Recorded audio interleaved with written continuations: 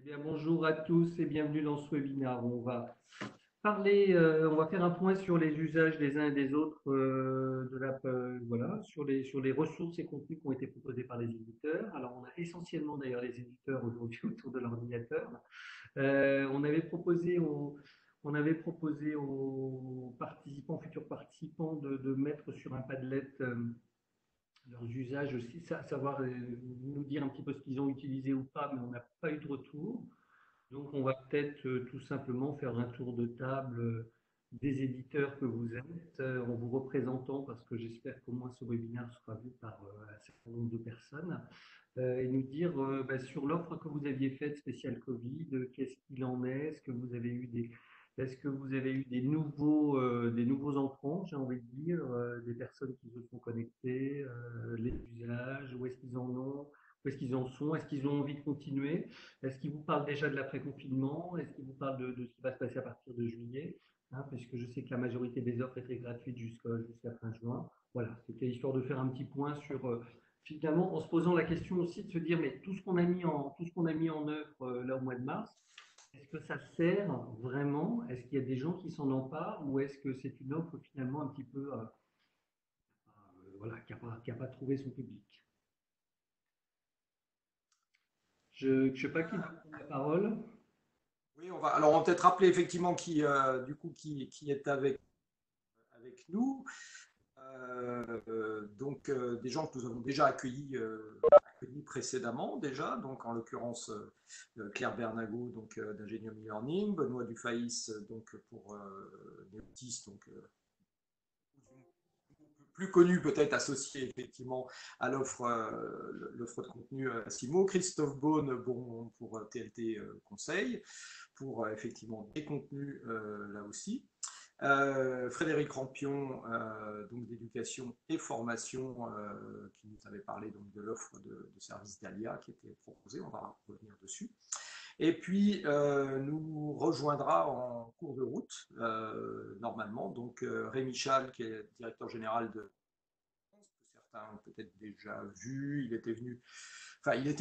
était à distance au mois de décembre quand on a fait le séminaire, puisque là c'était des problèmes de transport qui l'avaient empêché de venir, mais on l'avait eu avec nous à distance, et donc il viendra nous faire un retour avec les éléments bien évidemment en sa possession par rapport à l'offre qui a été faite de la part d'un certain nombre de membres de EdTech France et d'autres entreprises, d'autres EdTech qui se sont associés effectivement à cette initiative.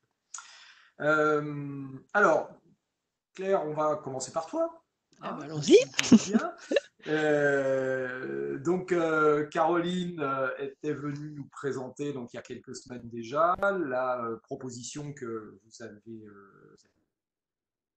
qui reposait sur une offre de contenu de formation dans le domaine des langues, en espagnol et en anglais, qui pouvait être utilisé à la fois directement en ligne sur l'espace sur lequel vous l'avez déployé, mais avec aussi la possibilité de récupérer, en fait, de télécharger ces contenus et de les installer sur le LMS, sur le LMS des organismes de formation qui auraient pu être intéressés. Alors, de façon générale, peut-être déjà un petit mot quand même, avant de rentrer sur l'offre, nous dire comment justement vous avez vécu ça, comment vous avez été sollicité en tant que prestataire et comme moi, comme d'autres, bien sûr, au cœur un petit peu de cette continuité pédagogique où effectivement beaucoup d'organismes de formation ont dû faire appel à des prestataires ou à des offreurs de solutions. Alors, nous, on est prestataire à la fois sur de la création de contenu et sur de l'installation de plateformes. On a très peu d'offres sur catalogue, hein, donc l'offre qu'on avait là sur étagère, en l'occurrence, ce sont les modules que l'on a proposés là dans le cadre du Covid.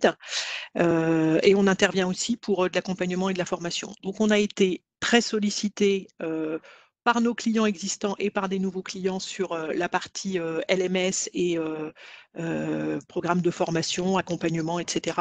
Sur la partie création de contenu, moins, puisque des projets qui étaient en cours de signature, pour l'instant, ont été décalés, ce qu'on comprend. Hein, les gens se sont recentrés sur plutôt des budgets de formation, la prise en main des outils, etc. Donc voilà au niveau d'Ingenium. Donc après, par rapport à l'offre qu'on avait proposée, il y avait deux offres, celle dont tu as parlé qui concernait les outils, et puis également une pour les organismes de formation de la région, avec un espace réservé et personnalisé pour eux.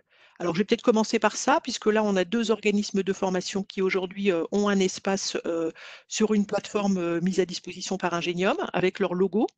Alors, un premier organisme a commencé à créer des contenus et à inscrire quelques personnes. Et le deuxième organisme de formation s'est plutôt servi de cette opportunité-là pour découvrir la plateforme, découvrir les possibles. Et en même temps, on a échangé avec la directrice de l'organisme de formation. Elle en a profité pour se former sur beaucoup de choses pendant cette période-là. Les classes virtuelles, la production de contenu multimédia, etc. Et son objectif, c'est à partir de septembre, de commencer à vraiment enclencher quelque chose de pérenne pour son organisme de formation. Donc, ça ne lui a pas servi au sens inscription déjà de stagiaire, mais ça lui a servi à faire avancer son projet qui était vraiment à l'état embryonnaire. Donc, voilà. Pour la partie plateforme, pour la partie module, alors on a plusieurs organismes de formation qui nous ont demandé les modules pour les installer sur leur plateforme. Ceux qui les ont utilisés uniquement en visualisant, pour l'instant, on n'a pas de retour sur le nombre d'organismes qui ont utilisé uniquement les liens. Par contre, on a 5 organismes. Vous avez pu analyser un petit Alors, peu je ne suis pas allée peut-être regarder l'activité. Je ne suis pas allée regarder en fait les Google Analytics encore là-dessus, hein. J'avoue que j'ai pas eu le temps. Donc on le fera et puis on vous retransmettra peut-être les données après. Par contre, on a 6 organismes de formation de la région qui ont récupéré les contenus pour les déployer sur leur plateforme. Voilà. On n'a pas eu le temps non plus, parce qu'on est quand même un peu débordé, de les rappeler tous pour savoir voilà, comment ils les utilisaient, s'ils avaient profité de cette période-là pour découvrir les contenus. Nous, ce qu'on leur conseillait, c'était de les ouvrir au moins à leurs profs de langue, pour que les profs de langue puissent voir comment, à partir de l'année prochaine, ils pouvaient éventuellement intégrer ces contenus-là dans des parcours de formation multimodale. Je pense que c'était un bon moyen de se les approprier. Donc la demande, nous, ce sont vraiment des organismes de formation qui nous les ont demandé. Cette offre, elle a été relayée aussi, puisque tu parlais tout à l'heure de Rémi Chal, elle a été relayée aussi au niveau de EdTech France. Et là, au niveau d'EdTech, par contre, ce sont des entreprises qui nous ont demandé à récupérer les contenus. Et donc, il y a Eurovia, une filiale de Vinci, et puis Nexity, entre autres, qui ont récupéré les contenus. Donc voilà, je ne peux pas vous en dire beaucoup plus. On n'a pas vraiment pris le temps de rappeler un peu tout le monde et de faire le point avec eux. On essaiera de le faire, mais on comptait faire ça plutôt sur la période d'été. Voilà.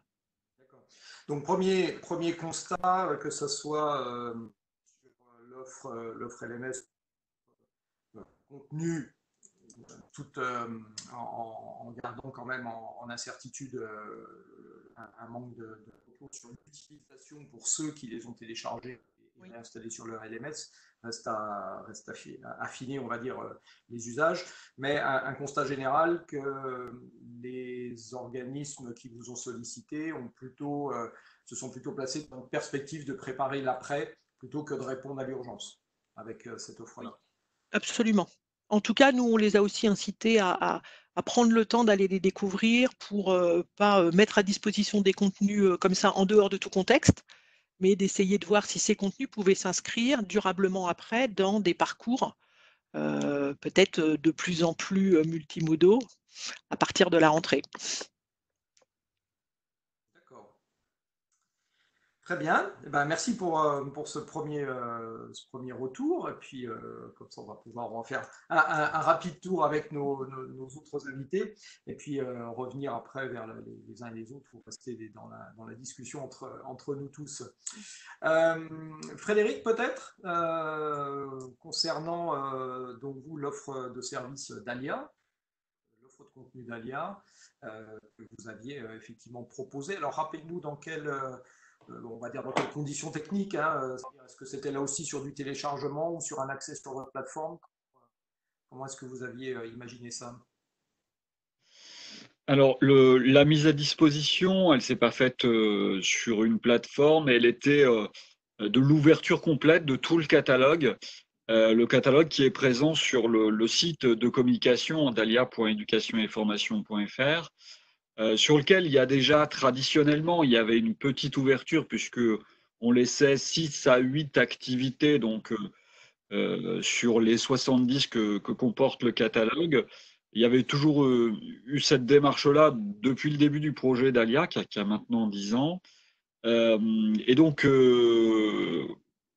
l'ouverture du nouveau site Dalia à la fin de l'année, enfin début de l'année 2020, on a réfléchi à cette modalité en disant les gens qui viendraient s'inscrire pourraient avoir jusqu'à 30 jours d'essai et avec pas simplement un accès partiel au catalogue, mais un accès à toutes les activités du catalogue. Et puis, donc, c'est ce qu'on a mis en place à marche forcée à partir du 16 mars. Donc, ce n'est pas un usage type LMS avec tracking, suivi, prescription sur mesure et suivi administratif et pédagogique. C'est un accès aux activités, plutôt d'ailleurs à destination des formateurs, des équipes pédagogiques pour une découverte. Mais je dois dire que dans la période, compte tenu de l'urgence et parfois de l'impréparation, parce que même si on est sur nous des actions de la région Normandie qui contiennent des parts de distanciel obligatoire, pour dire les choses comme ça, il y a quand même pas mal d'OF qui, dans l'urgence, se sont mis à mettre en place, même si on avait déjà une injonction à le faire. Bon, c'était pas si évident que ça, puisqu'il y a quand même eu beaucoup de formateurs qui ont envoyé, si je puis m'exprimer ainsi, des stagiaires, des apprenants pour venir s'inscrire sur le site Dalia. Donc, pour répondre à ta question, non, ce n'est pas une installation sur LMS, c'est une consultation libre de tout le catalogue. Et donc ça, vous avez pu quantifier du coup, parce que oui, ça, c'est pas un accès, enfin, c'est un accès libre dans le sens où il n'est pas payant, mais qui nécessite une inscription, donc ce qui vous permet quand même d'avoir, vous, un minimum de statistiques d'utilisation, quoi, parce que c'est quand même important. Oui, tout à fait. Tout simplement, on avait commencé à mettre en place ce dispositif, alors un peu timidement, sur le mois de mars, enfin mi-février, mi-mars, donc on avait déjà un petit mois de recul qu'on peut comparer au mois d'avril. On était à 5 inscriptions par semaine, donc une vingtaine d'inscriptions grand maximum par mois, et on est passé au mois d'avril à 200 inscriptions sur le site. D'accord.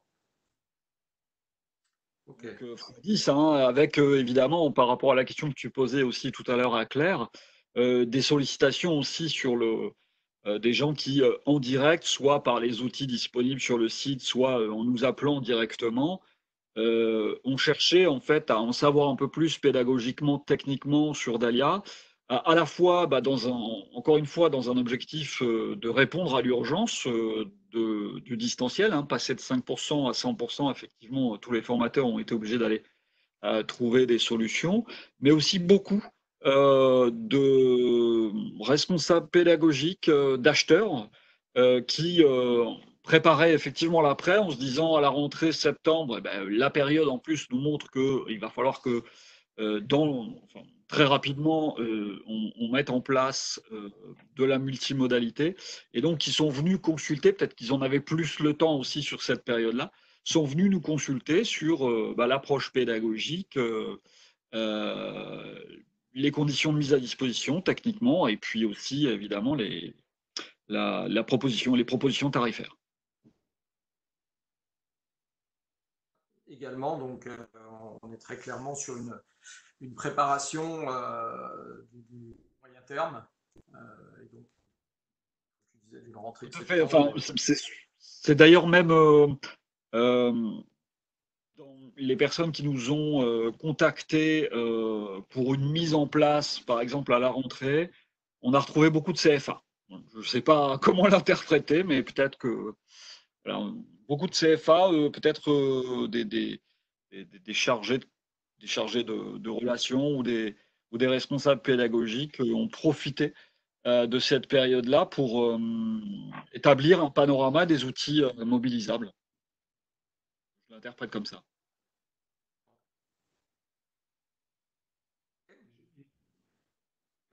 Juste question sur les CFA. C'était des CFA d'une même branche, style par exemple l'ensemble des CFA bâtiments, ou tu as vraiment toutes sortes Du bâtiment, oui. bâtiments, d'accord. Affiliés réseau 3CA, 3CA BTP. D'accord. Ok. Et régionaux, normands ou Non, toute, pas du tout. toute région Non, pas du tout. Bah, ça, c'est effectivement j'ai regardé un petit peu plus les statistiques de fréquentation.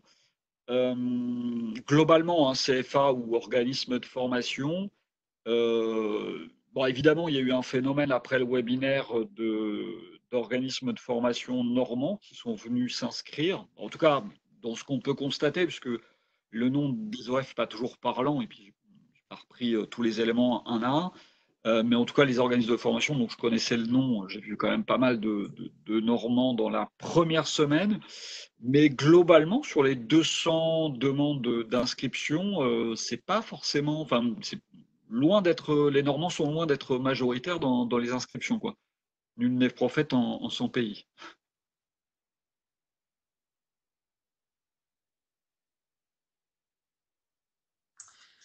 Vous aviez fait la promotion de cette offre de différentes manières, non? Pour que des organismes hors Normandie viennent demander. Bah, de toutes les façons, ce dispositif d'inscription, il est disponible sur le site. Donc, en fait, quels que soient les organismes de formation, c'est vrai que l'information aussi de la mise à disposition, en fait, cette formule-là, 30 jours de découverte, accès au catalogue complet, a été aussi diffusée. Alors, dans le réseau des ateliers de pédagogie personnalisée, mais là, c'est un petit peu différent puisque avec Benoît Dassimo, on a une convention commune d'offres communes et donc tous les APP ne sont pas inscrits. On a fait aussi un webinaire, donc là c'est un peu particulier, mais dans le réseau de l'ANLCI, hein, l'Agence nationale de lutte contre l'illettrisme, c'est une nouvelle qui a été reprise dans leur lettre hebdomadaire. Voilà. Ceci expliquant peut-être cela. Ok.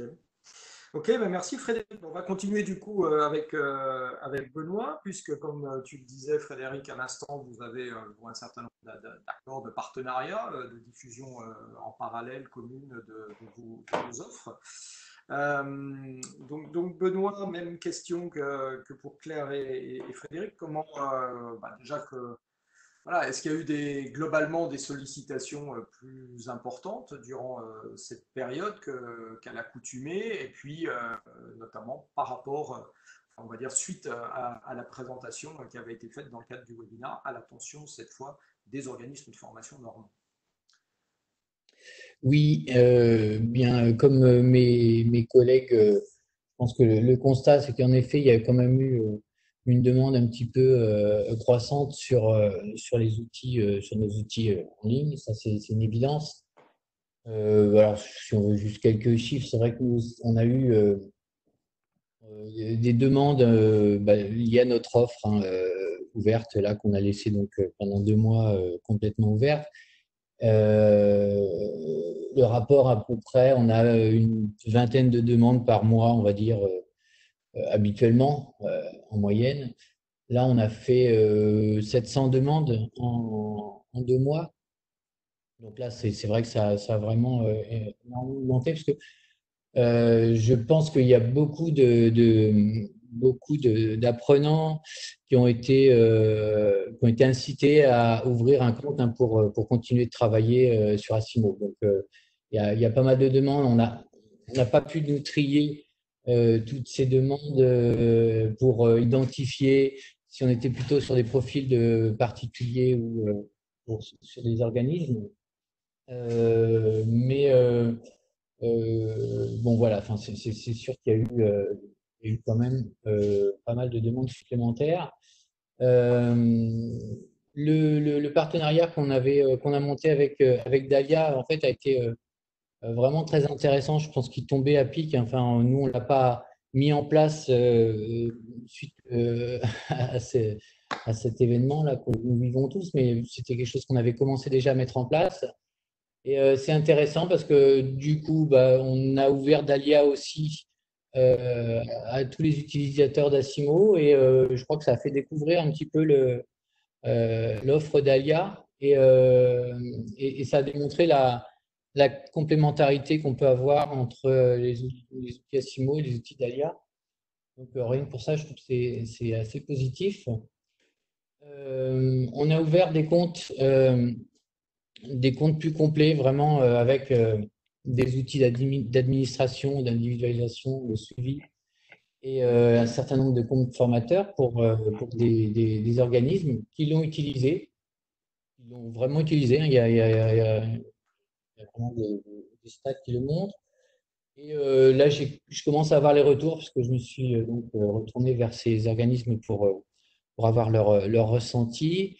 Donc, bah, notamment, si on regarde dans la région Normandie, Média Formation, qu'il a utilisé, et puis bah, avec un retour assez positif, qui nous confirme l'intérêt de la plateforme et, euh, et l'éventualité de poursuivre à la rentrée, hein, et donc peut-être bah, de rejoindre la convention avec le réseau APP. On a eu aussi pas mal de, alors c'est pas Normandie, mais Outre-mer, pas mal de demandes aussi bah, voilà, qui ont généré en fait des créations de comptes. Donc c'est vrai que ça force un petit peu parce que c'était parfois des organismes qui connaissaient la solution, qui même parfois étaient abonnés, mais ne l'avaient pas encore intégré à leur pratique. Et par la force des choses, bah là, les formateurs se sont mis dessus et les retours, c'était bah, finalement, les formateurs sont intéressants, donc on va rajouter des comptes et puis on a créé des comptes formateurs pour qu'ils puissent vraiment prendre ça en main. Euh, donc voilà, plutôt positif. Après, qu'est-ce que ça donnera à la rentrée? Je pense quand même que c'est un levier hein, euh, pour, pour vraiment intégrer les outils comme les nôtres dans les pratiques. Euh, Après, c'est difficile à conclure parce que si on regarde un petit peu les analytics, on voit qu'il y a eu une urgence quoi, hein, quand même avec un vrai pic mi-mars. C'est poursuivi sur avril. Et puis on a une petite descente sur le mois de mai quand même. Alors est-ce que c'est les ponts? Est-ce que c'est l'organisation? Enfin, je pense il va falloir raccrocher tout le monde à tous les wagons, c'est sûr. Donc il va falloir un petit peu de temps. Donc voilà, on est plutôt sur une courbe un peu descendante, avec de toute manière quand même toujours des utilisateurs réguliers.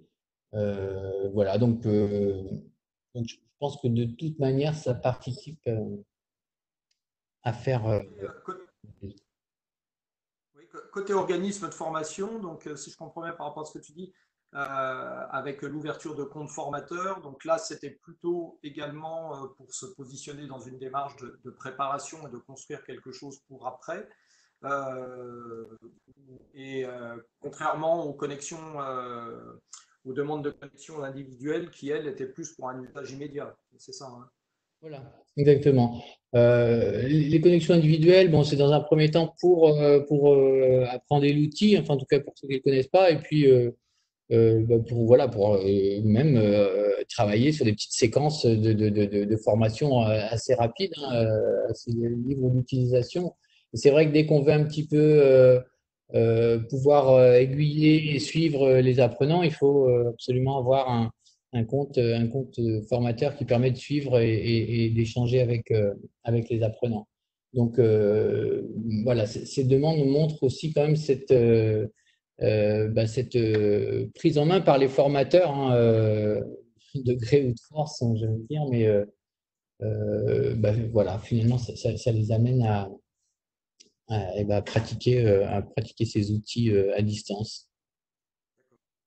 Si j'ai juste moi une petite conclusion là-dessus, c'est je vais garder ce partenariat qu'on a mis en place avec Dahlia parce que on est, nous sommes pas des grands acteurs hein, du e-learning, peut-être aussi du fait de notre positionnement, mais je crois que c'est essentiel aussi de savoir se réunir et dans tous les cas, c'est bénéfique. Ça fait connaître les deux solutions bah voilà, aux utilisateurs de chacun et ça étoffe l'offre aussi. Et voilà, donc je pense que c'est des très bonnes démarches à avoir et voilà, je suis content d'avoir ce partenariat avec Frédéric, avec qui on s'entend très bien, donc avec Frédéric et avec Dahlia Éducation Formation. Mais vraiment, moi, c'est ce que je Intérêt pour effectivement développer les activités, faire connaître à l'occasion de cette ouverture réciproque et puis développer des activités à terme. D'accord. Merci Benoît pour ce retour à chaud, hein, même si ce n'est pas fini en termes d'utilisation, on est encore en plein dedans. On termine. Alors, je ne sais pas si. Tiens, Rémi vient de nous rejoindre. Bonjour Rémi. J'arrive à l'instant même. Voilà. Tu arrives à l'instant même, j'ai entendu un petit bip bip, il y a quelqu'un qui arrive. Donc, tu nous rejoins, on est en train de faire notre tour de table et donc tu arrives après à point nommé. On va poser la question à Christophe Beaune qui a mis lui aussi à disposition à la fois les organismes de formation normands et d'autres, j'imagine aussi, son offre de contenu de formation, savoir comment ça a été utilisé, appréhendé et les retours à la fois quantitatifs et qualitatifs qu'il peut nous faire de ça. Alors, donc nous, on a travaillé uniquement le segment des CFA. En gros, le segment des organismes de formation qui forment du niveau 3 d'aujourd'hui. Hein. L'ex-niveau 5. Donc, on gardait l'habitude. Donc, c'est une opération qui couvrait absolument toute la France. Et avec une ouverture de 2 catalogues, parce qu'on a un catalogue sur les savoirs de base et un catalogue qui est plutôt ciblé sur un univers métier avec des métiers un peu en tension et particuliers comme les métiers du bâtiment, les métiers du commerce et de la distribution, de la restauration. Et j'en oublie un. Il me reviendra plus, mais voilà, les 3 et les sécurités en entreprise. Donc tout ce qui peut être équipement de sécurité, habilitation électrique, etc. Et donc on a approché, je pense, la quasi-totalité des établissements que je vous citais précédemment, et on a eu un retour plutôt intéressant, parce qu'on est à quasiment 10% du segment qui a demandé des ouvertures de comptes, sachant qu'on a ouvert 2 plateformes avec la totalité du catalogue. Donc, c'est un peu encore une 3e voie par rapport à ce que Ingenium et Frédéric et Benoît, je suis désolé, Claire, hein, c'est ça, Ingenium? Non. Je ne sais plus son nom. Claire, oui, je crois. Benoît et Frédéric ont fait. Nous, c'était une adresse unique pour l'ensemble de l'établissement, avec 2 possibilités à l'intérieur des établissements. Soit l'équipe pédagogique utilise les liens pour papillonner dans un catalogue qui doit représenter à peu près 500 heures de formation en ligne sur la totalité, hein, savoir de base et métier, ou, et c'est ce qu'on leur a posé et ce qu'on préconisait, de donner ce lien à tous les stagiaires, apprentis qui voulaient bien le donner, et puis de les laisser faire ou de les guider comme ils voulaient, une navigation libre sur la totalité des ressources. C'était ça l'approche. Donc, en retour, je pense que massivement, c'est pas très précis, mais je pense que je suis pas loin de la vérité.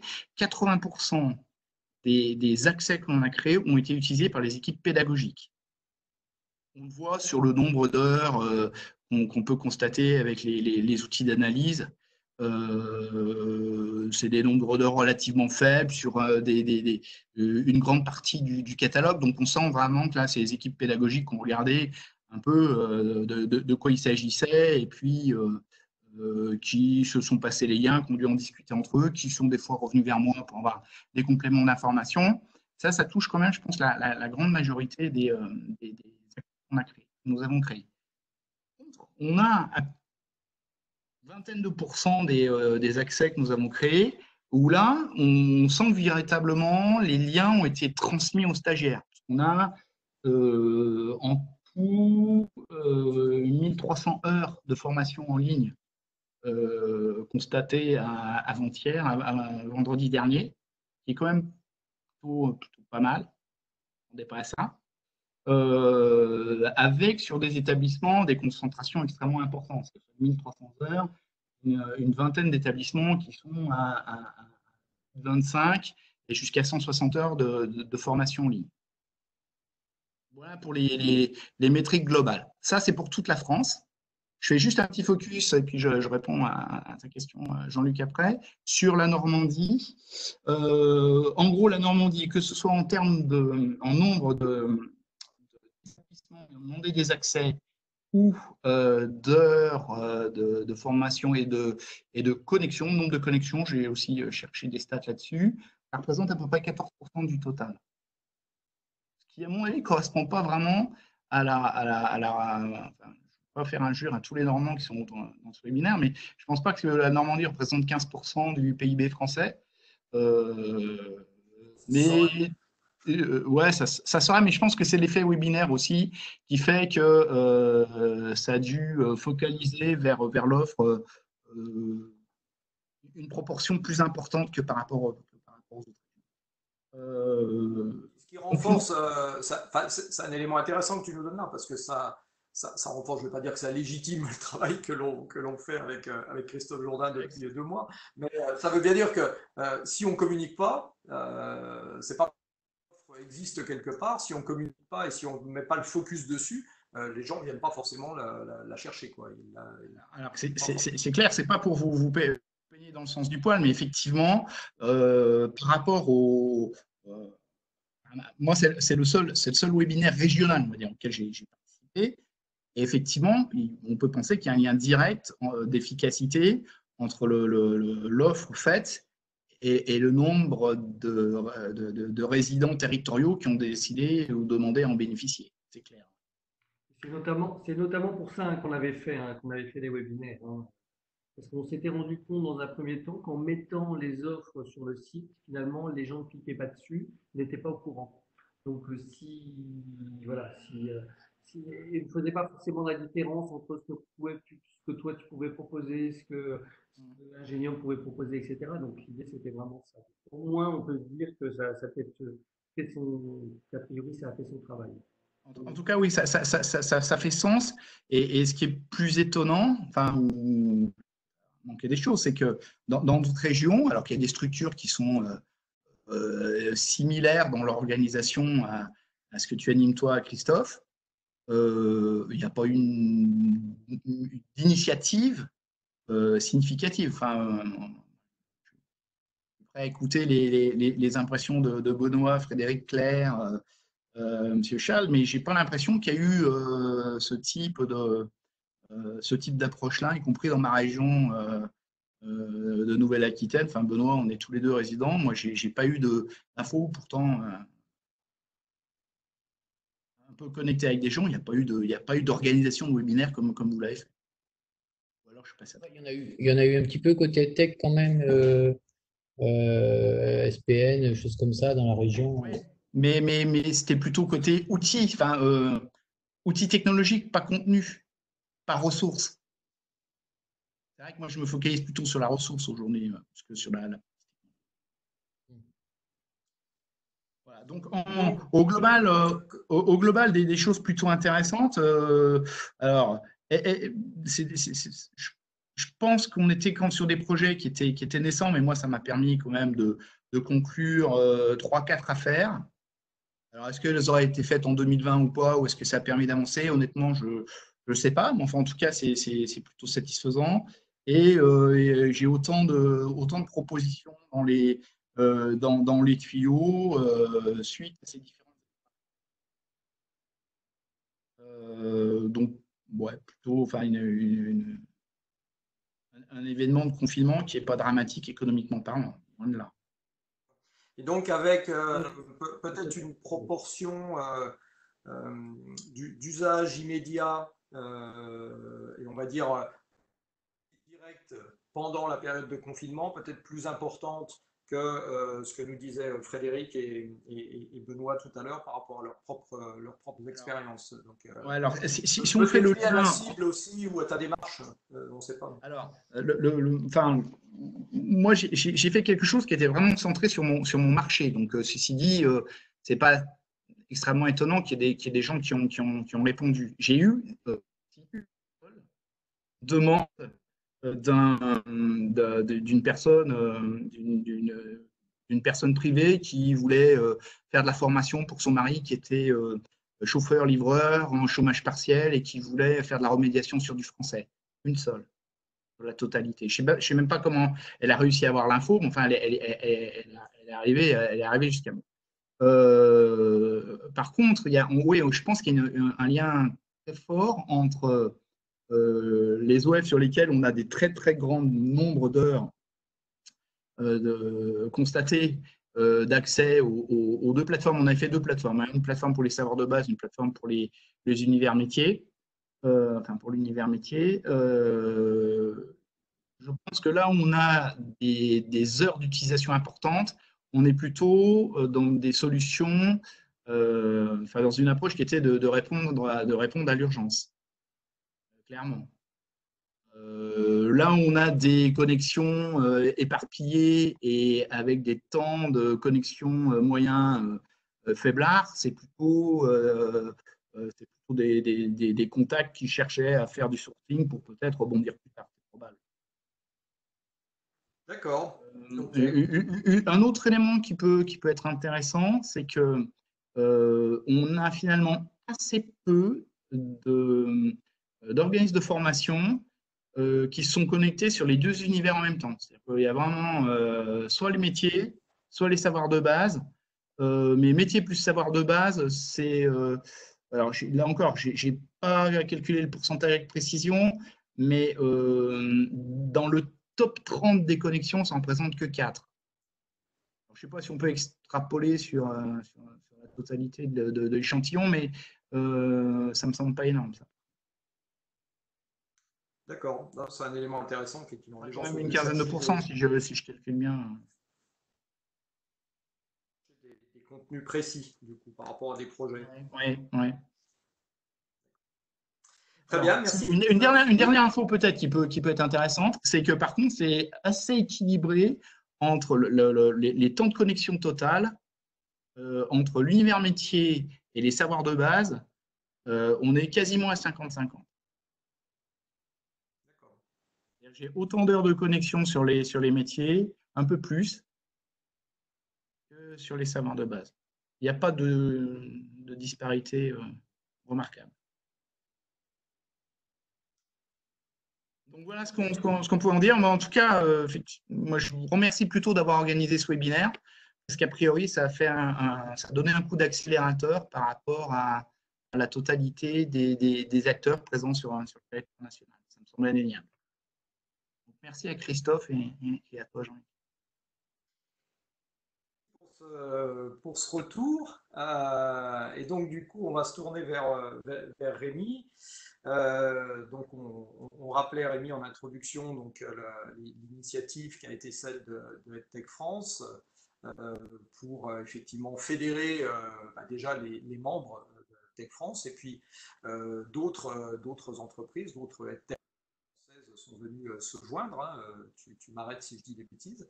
Non, Venus se joindre à je cette vais te offre. raconter l'histoire. Tu vas nous dire combien. Tu vas nous dire combien parce que j'ai arrêté de compter moi à un moment donné. Moi aussi. Et puis voilà, donc si tu veux pour faire la synthèse, mais Christophe là, juste avant l'a fait d'une certaine façon. Ce dont on s'aperçoit, c'est que il y a eu soit un peu d'utilisation immédiate, c'est-à-dire que ce soit sur l'offre de contenu, hein, on avait du contenu langue, du contenu savoir de base, donc il y a eu un peu d'utilisation, on va dire, pour mettre à disposition tout de suite des apprenants, mais ce qui est à la fois, bon, je ne sais pas si c'est surprenant, mais dans tous les cas c'est un constat, des organismes de formation et des formateurs qui se sont connectés, qui ont testé, qui ont regardé, plutôt pour préparer en fait l'avenir, se dire bon ben voilà, ça existe et qu'est-ce qu'on va pouvoir construire demain avec ces outils-là. Donc dis-nous, toi, un petit peu, alors je sais que ça doit être compliqué, bien sûr, d'arriver toi-même à ton niveau à récupérer les informations de tous les acteurs pour savoir comment ça se passe et comment, et les effets qu'il y a eu, mais je pense que tu as une vision un petit peu globale quand même de tout ça. Merci d'abord de m'accueillir. J'avais dit que j'en avais pour le café, donc vous voyez, je viens avec le café. Je suis dans une tenue de plus en plus détendue. Vous voyez, je suis à moitié en survêtement avec les cheveux. Bon, mais on est tous comme ça, donc ça c'est l'intérêt de ce confinement. Ton barbier est peut-être en confinement. Ils sont pas sortis, hein, ni mon barbier, ni mon coiffeur, ni mon tailleur, mais peu importe. Voilà, c'est l'avantage, ça crée une espèce d'intimité les uns avec les autres. Donc d'abord, merci de m'accueillir. En quelques mots, je peux vous faire un tout petit peu l'historique de cette plateforme parce que tout ça s'est fait très vite et nous a un petit peu dépassé en réalité. Au tout départ, on est le 5 mars et les écoles viennent de fermer en Chine. En France, si on écoute le ministre, mais on a appris qu'il fallait plus écouter les ministres. À ce moment-là, il est hors de question que les écoles ferment, mais on a quand même le pressentiment que ça risque d'arriver. Et en Italie, ils sont en train de fermer quelques universités, en Lombardie, etc. Et on fait un premier communiqué de presse que les membres d'EdTech France ont reçu en disant les écoles risquent de fermer, est-on prêt? On n'est pas sûr. En revanche, il y a des entrepreneurs français qui peuvent apporter des solutions. Bon. Ce communiqué passe relativement inaperçu parce qu'on est au début du début, mais permet déjà de mobiliser la communauté sur ce qui pourrait arriver. La semaine suivante, le président annonce la fermeture des écoles, on est le jeudi soir, et vendredi matin, on décide de lancer une plateforme et de se dire, ben voilà, on va essayer de mobiliser toutes les ressources possibles pour assurer cette fameuse continuité pédagogique dont on aura besoin à partir de mardi prochain, quoi. J'envoie un mail aux membres, donc Jean-Luc le reçoit, par exemple, et pendant le week-end, je reçois 60, 70 propositions. On est avec Yannick Raffnet, que certains d'entre vous connaissent peut-être, et du Factory, qui est une entreprise tech qui nous délègue son webmaster. Bon. Et dans le week-end, parce que pour aller vite, il faut être peu nombreux, et dans le week-end, on sort cette plateforme Solidarité Tech qui ouvre le lundi avec 70 offres solidaires, et on est parmi les premiers à le faire, hein, avant le ministère du Travail, avant le secrétaire d'État au numérique, avant que chacun aussi ne tire dans son coin. Il y a cette plateforme qui est mise en ligne, et il y a 70 offres. Et on se dit, bah déjà, c'est pas mal. Donc, on communique, on fait un communiqué de presse, etc. Et de 70 offres, on passe à 100, on passe à 150, on passe à 200, on passe à 250. Et aujourd'hui, on est à plus de 300 propositions qui sont faites sur ce site. Alors, évidemment, on est dépassé, hein. C'est-à-dire qu'il y a des critères de tri, de recherche par public, par cas d'usage qui sont efficaces à 70, qui le sont un peu moins à 300. Donc ça devient une espèce de caverne d'Alibaba où chacun doit passer un peu de temps pour trouver la ressource qui lui convient. Et il y a probablement des choses très pertinentes et d'autres qui le sont un peu moins, parce qu'on exige des entreprises qu'elles répondent à quelques critères que sont la gratuité, le respect des données personnelles. Mais après, on ne fait pas une enquête approfondie sur chacun qui nous propose quelque chose. Il y a des membres d'EdTech France, évidemment, qui se mobilisent, mais on ouvre, parce que le principe, c'est la solidarité, on ouvre la plateforme à toute bonne volonté. Donc, il y a aussi des entreprises qu'on découvre à ce moment-là. C'est assez amusant. Et d'ailleurs, des entreprises qui sont devenues adhérentes d'EdTech France ensuite. Enfin, moi, ça a eu aussi cette vertu. Et ça permet de montrer à la fois la richesse de l'offre, puisqu'il y a des solutions qui sont pour les écoles maternelles, comme pour les organismes de formation, pour les apprenants, quel que soit leur âge, pour les familles, pour les universités. Donc, la richesse de l'offre française. Et puis aussi, ça démontre les valeurs d'un écosystème qui est prêt à se mobiliser dans un moment de crise pour proposer gratuitement ses outils et ses services, quoi. De fait, ça a mis en lumière à la fois l'association, mais aussi la filière française, et ça nous a valu des retombées presse inédites, puisque pour la première fois, on est passé vraiment de notre nombril, si j'ose dire, au monde, hein, au monde au sens propre du terme, puisqu'on a eu des interviews dans Le Monde, dans Les Échos, dans Le Parisien, dans Le Figaro, dans Ouest France, etc. Donc il y a vraiment une mise en lumière à ce moment-là. Euh, et, euh, et moi, j'ai insisté à plusieurs reprises dans les interviews sur le fait que, certes, il pouvait y avoir une forme d'opportunisme, parce qu'on communique, bien sûr, qu'on attend qu'il y ait des usages qui se créent et que demain, ces usages se transforment en autre chose. Mais j'ai insisté sur le fait qu'il y a des entreprises qui mettaient à disposition gratuitement leurs produits, donc qui n'allaient rien gagner pendant cette période-là, et que mettre gratuitement son produit quand il est utilisé par 20 000 utilisateurs contre 2 000, c'est aussi supporter un coût supplémentaire d'infrastructures, de gens qui travaillent, etc. Donc, j'ai un peu insisté sur cet élément parce que je me suis rendu compte, notamment dans l'éducation, hein, dans ce qu'on appelle le scolaire, qu'on avait pas mal de détracteurs et de gens qui nous soupçonnaient de vouloir profiter de la crise pour nous enrichir. Bon. Or, il y a, et vous le savez, des réalités qui sont très différentes. J'ai fait un petit sondage, donc j'ai eu quelques retours. Tout ça n'est pas complètement formalisé. Je vais vous expliquer ce qu'on fera pour que ça le soit davantage. Mais grosso modo, on distingue des entreprises qui, dans un premier temps, ont eu un carnet de commandes qui a explosé parce qu'elles avaient des outils qui répondaient à une demande immédiate, voilà, à l'image de Zoom, hein, ou de WebEx ou de Teams ou autre. On ne peut plus se réunir, on ne peut plus faire de présentiel. Donc, comment est-ce qu'on fait pour garder le lien? Donc, les solutions de classe virtuelle ou autres, d'un seul coup, il y a eu un afflux de demandes qui n'a pas toujours été simple d'ailleurs à satisfaire très rapidement, hein. On a vu que les environnements numériques de travail pour les écoles ont explosé dans un premier temps parce qu'ils ne pouvaient pas supporter la charge qui arrivait sur les plateformes. Donc, quelques entreprises ont eu comme ça d'un seul coup plein de demandes. Également celles qui travaillaient pour des grands comptes qui d'un seul coup avaient leurs collaborateurs à la maison, donc avaient envie d'accélérer des plans de formation, profiter de ce temps pour les former, etc. Les entreprises aussi qui faisaient du conseil en digitalisation pour des OF ou pour des entreprises. Ce que Jean-Luc ne vous dit pas, c'est qu'il a acheté 2 Ferrari pendant cette période. Donc là, il a la décence de nous faire croire qu'il est dans un petit bureau tout blanc. Voilà. Mais dans la pièce d'à côté, il a fait installer un jacuzzi. Enfin, moi, je ne vous explique pas. Mais bref, donc, voilà, évidemment, on répond à une demande immédiate. Mais il y a aussi des entreprises pour qui tout s'est arrêté subitement, parce qu'il y a des entreprises de tech qui ont besoin du présentiel, hein. Quand vous avez une appli qui permet d'utiliser le smartphone pour interagir avec les apprenants, quand il n'y a plus d'apprenants, il n'y a plus d'appli, hein, donc il n'y a plus rien qui se passe. Quand on fait aussi des bootcamps de formation au code, et qu'on est membre d'EdTech France et qu'on ne peut plus se réunir, on est comme les organismes de formation traditionnels, mais il ne se passe plus rien. Et puis on a aussi eu des entreprises qui ont vu paradoxalement leurs usages se décupler, notamment parce qu'elles offraient gratuitement leurs solutions et passer de 20 000 utilisateurs à 200 000, mais leur chiffre d'affaires ne pas bouger d'un iota, hein, parce que évidemment on est dans une logique de gratuité, quoi.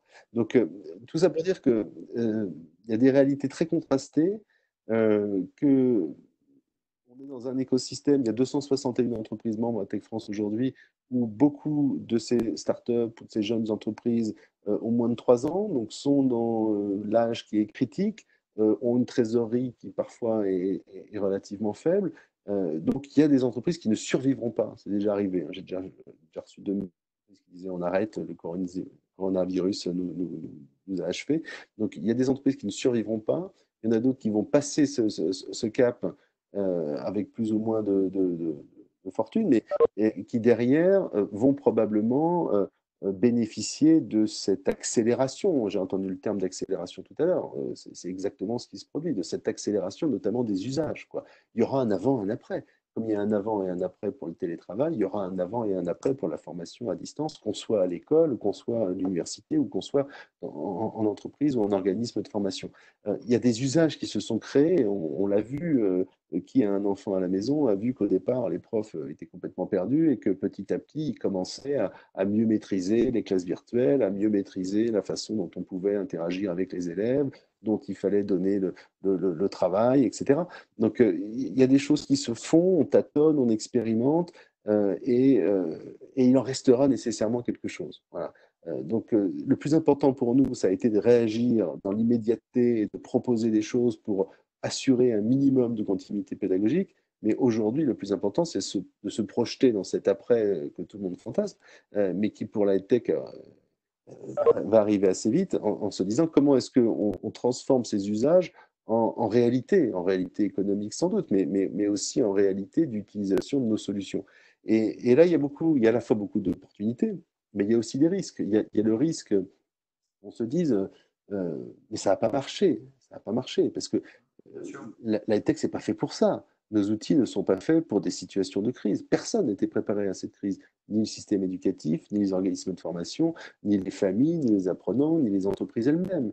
Donc, il ne faut pas confondre EdTech et enseignement à distance. Il ne faut pas confondre EdTech et solutions de crise. Il faut maintenant qu'on arrive à démontrer que on a répondu autant qu'on pouvait ou du mieux qu'on pouvait à une situation d'urgence, mais que tout ça doit désormais s'inscrire dans la durée et que il faut moins réagir, moins réfléchir en termes d'outils. Ça a été le premier réflexe. Les outils, c'est quoi les outils? Mais non plus en termes d'outils, mais en termes d'ingénierie pédagogique, quoi. Comment est-ce qu'on construit des dispositifs de formation qui allient le présentiel, le distanciel, parce que j'espère bien que demain, on pourra continuer à se voir, ou recommencer à se voir en vrai. Et vous le savez mieux que moi, créer un dispositif de formation en blended learning ou en distanciel, c'est pas la même chose que de le faire en présentiel. La tech, c'est pas je décline avec une webcam ce que je peux faire dans une salle de classe. Donc il faut qu'on arrive à réussir ce passage-là et il faut qu'on passe d'une logique outil à une logique d'ingénierie. Voilà. C'est comme ça que je le verrai. Est-ce qu'au niveau des Tech France, du coup, vous avez envisagé justement auprès de l'ensemble des membres ou de l'ensemble de ceux qui sont engagés dans l'initiative, vous avez lancé justement de rentrer dans ce travail d'analyse? Oui.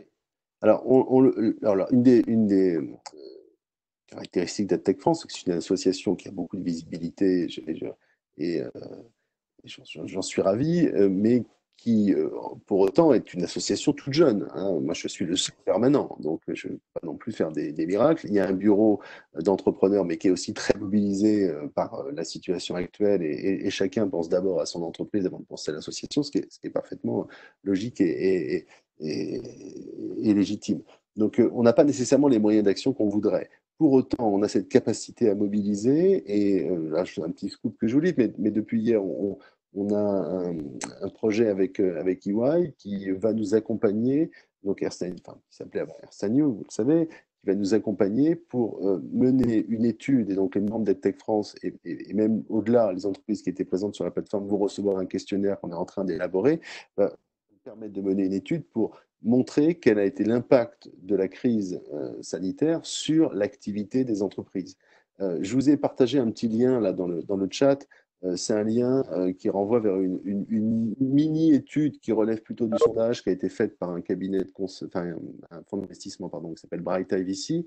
Bright Eye VC a interrogé 70 entreprises pour comprendre quel avait été l'impact de la crise sur leur activité. Donc c'est à la fois des entreprises françaises et des entreprises internationales.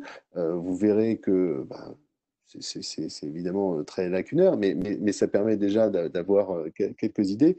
L'idée, c'est de faire ça à l'échelle de l'intégralité de l'écosystème français et d'interroger 300 entreprises pour savoir concrètement quel a été l'impact de la crise sur leur activité, sur leur chiffre d'affaires, et aussi de réfléchir à demain, quoi. C'est pas simplement se dire, OK, bon, là, il y en a qui ont souffert, il y en a qui ont moins souffert, etc., et d'essayer de comprendre pourquoi, mais c'est de se dire comment est-ce que tout ça, on en fait autre chose demain. Voilà, donc il y a ce travail qu'on va faire avec Castagnouk. L'avantage, c'est que quand on travaille avec un grand cabinet de conseil, ben, ça donne aussi une étude un peu sérieuse, un peu quali, avec un impact médiatique qui sera important. Vous le savez, hein, il y a des choses qui sont en train de se passer. Il y a beaucoup d'études qui sont en train d'être faites sur les usages, où on va interroger les professeurs, les familles, les apprenants, les organismes de formation. La direction du numérique pour l'éducation, donc le ministère de l'Éducation nationale va le faire. Centre Info a lancé une première initiative, la FFP sans doute, etc. Nous, on va interroger moins les usages, parce que beaucoup de gens le font, que les entreprises elles-mêmes, mais il y a évidemment une corrélation entre les deux. Donc voilà, l'idée, c'est déjà de se projeter dans l'après, parce que on est tous à peu près d'accord pour dire qu'on a gagné 3 ans là, que il s'est passé énormément de choses et que des gens qui auraient mis des mois ou des années à s'intéresser à des outils numériques contraints et forcés ont dû le faire, et il y a une phase d'adoption qui est accélérée, mais ça ne suffit pas. Donc maintenant, il faut réfléchir à comment est-ce qu'on transforme cette phase d'adoption contrainte et forcée à une phase d'adoption non seulement volontaire, mais où on adhère et on comprend l'intérêt, et que ce soit pas juste parce qu'il y a une crise et qu'il faut la surmonter, mais qu'on intègre véritablement les pratiques du numérique au service de la pédagogie, quel que soit l'âge de ceux qui apprennent. Voilà. Donc voilà la phase qu'on est en train de lancer aujourd'hui. Ok. Et donc ça c'est quelque chose qui a un calendrier Ouais, alors là-dessus, tout ça est c'est encore une fois très récent, parce qu'on en a parlé hier. J'ai reçu des mails que j'ai même pas encore pu ouvrir parce que je les ai reçus pendant qu'on débutait le.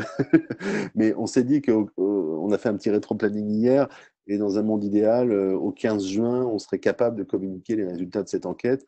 Il faut qu'on administre un questionnaire d'environ 15-20 questions auprès de l'ensemble des entreprises membres du réseau, et avec quelque chose de particulier, il faut bien que vous saisissiez, c'est que Tech France, c'est 260 entreprises, mais dont un gros tiers interviennent sur la formation professionnelle, formation continue, un petit tiers sur l'enseignement supérieur, et un autre petit tiers, encore plus petit que les deux précédents, sur l'enseignement scolaire. Et même si à chaque fois il y a une expérience d'apprentissage, les contraintes, les opportunités, les risques, les oppositions, les résistances ne sont pas les mêmes selon qu'on s'adresse à un prof de primaire ou à un organisme de formation. Cette étude, elle va tenter de synthétiser l'ensemble des réponses posées à l'ensemble des entreprises qui interviennent sur ces 3 segments-là, ces 3 filières-là, parce que c'est aussi notre ADN, et que je pense que pour le coup, il y a des vraies similitudes. C'est-à-dire que je discutais avec Olivier Poncelet, qui est le directeur général, enfin délégué général de la formation de la FFP. 90% de leurs adhérents, et Jean-Luc, tu les connais bien, sont des formations qui ne faisaient jusqu'à maintenant que du présentiel, donc qui ont dû du jour au lendemain s'y mettre, et ça a été un peu panique à bord, hein. Et puis il y a une logique de survie, et pour le coup il y aura effectivement de la casse. Finalement, on peut assez facilement faire un parallèle avec des enseignants du primaire ou du collège qui, pour l'immense majorité d'entre eux, ne sont pas du tout acculturés au numérique éducatif, quoi, et qui, d'un seul coup, du jour au lendemain, ont dû s'y mettre. Il faut bien avoir en conscience que, euh, évidemment, Tech France n'est pas responsable du virus, et évidemment, c'est une opportunité pour personne, parce qu'on on vit tous des moments qui sont difficiles, et certains d'entre nous sont touchés au plus profond de leur être. Mais pour autant, c'est un cas d'usage extraordinaire à l'échelle mondiale. L'intégralité de la planète, ou presque, s'est retrouvée du jour au lendemain à devoir découvrir des outils nouveaux, utiliser des outils nouveaux pour continuer à se retrouver, à travailler et puis à apprendre. Donc ça va prendre du temps pour digérer tout ça, mais il va en ressortir certainement des choses assez extraordinaires. Voilà. Donc, il faut se projeter dans cet après, quoi. C'est ce que vous faites, et je trouve que on parlait des webinaires. Ouais, c'est ce qu'on fait, et je vais peut-être. Merci déjà Rémi pour ce panorama à chaud, hein, parce qu'on est tous effectivement, comme tu disais, des décisions ou des réunions de la veille, on retrouve, on revit pour ceux qui l'ont vécu un petit peu un rythme start-up hein, où les projets se pensent le soir, se construisent la nuit et se mettent en œuvre le lendemain. Donc ça, voilà, ça, mais là, tout le monde aussi a été immergé dans cette immédiateté et cette obligation à mener des projets très très vite et à être très réactif, ce qui n'est pas toujours le cas. Ça ne veut pas dire qu'on n'est pas toujours ça ne veut pas dire qu'on n'est pas toujours capable de le faire, mais on n'a pas toujours les contraintes qui nous obligent à le faire. Et ce que tu viens de dire sur l'étude, je vais peut-être repasser la parole à Christophe, peut-être aussi parce on a débordé, mais c'est pas très grave, parce que là, c'était important effectivement de vous entendre tous là-dessus, puisque ça aussi, Christophe, hein, ce à quoi vous êtes on est en train de réfléchir en région Normandie pour préparer cet après dont Christophe et dont nos invités nous ont déjà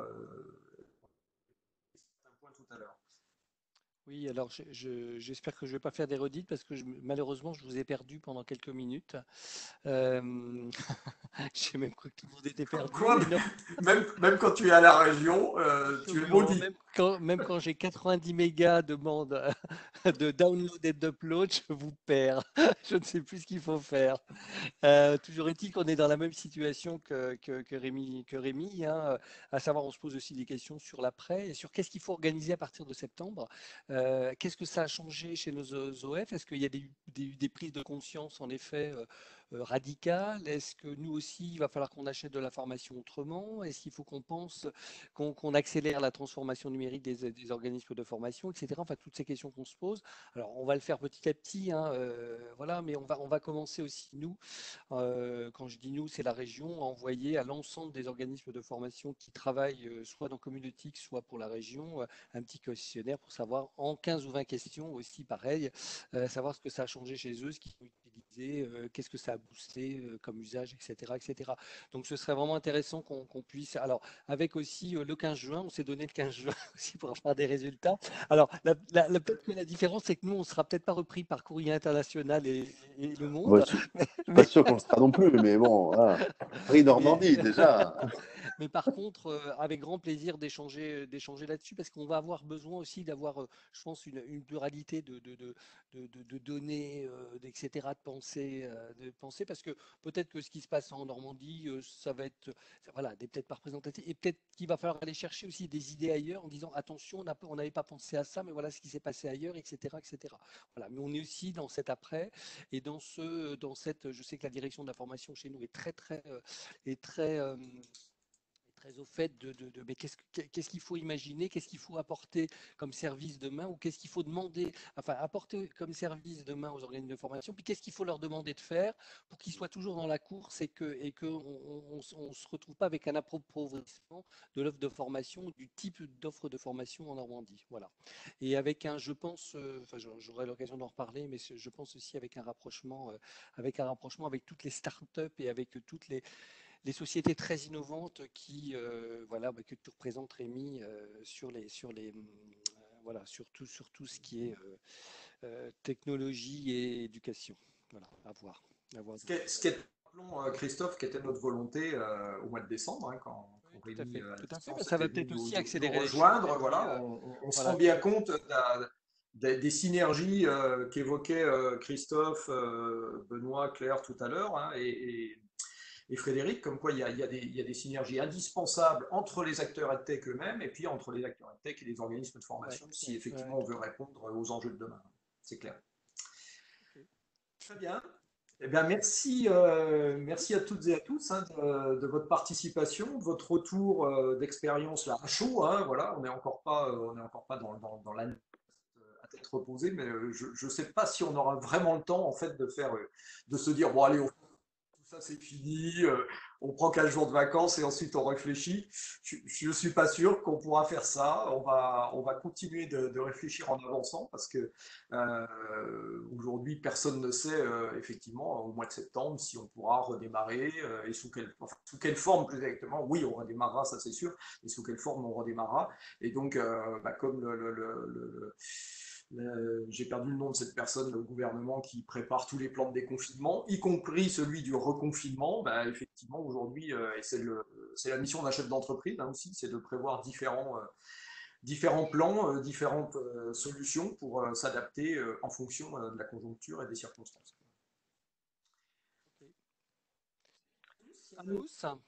Si. De votre disponibilité. À très bientôt. On se retrouve pour rééchanger sur effectivement nos réflexions, parce qu'on va malgré tout tous se mettre dans la réflexion, et ça sera intéressant de brasser tout ça peut-être dans quelques semaines à nouveau. Bon après-midi, merci. Merci, à bientôt à tous. Au revoir. Au revoir.